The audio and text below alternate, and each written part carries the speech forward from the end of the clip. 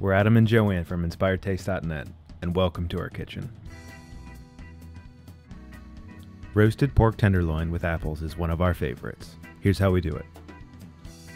Start by heating your oven to 425 degrees Fahrenheit. While the oven heats up, we can get our apples and onions ready. We like to use 2 of each and cut them into large wedges.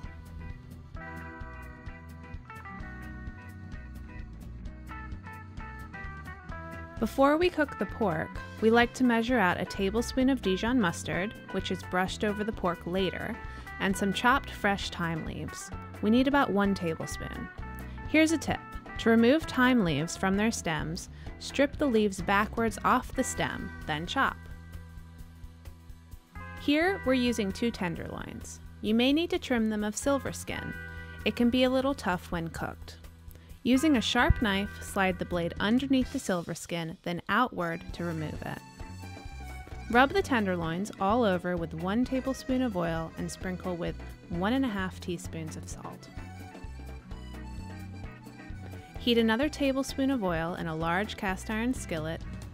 Add the pork and cook, turning occasionally until evenly browned all over. This should take about 12 minutes. The pork isn't really done at this point, only browned. Transfer it to a foil-lined plate or cutting board. Check the pan. If it looks dry, add a little more oil, then add the apples and onions and cook until lightly browned around the edges. While they cook, use a pastry brush or your hands to rub the pork all over with the mustard, sprinkle it with 2 teaspoons of the thyme, and add some freshly ground black pepper. Throw the rest of the thyme into the apples and onions, then nestle the pork right on top. Now roast the pork in the oven for 10 to 15 minutes or until it's done.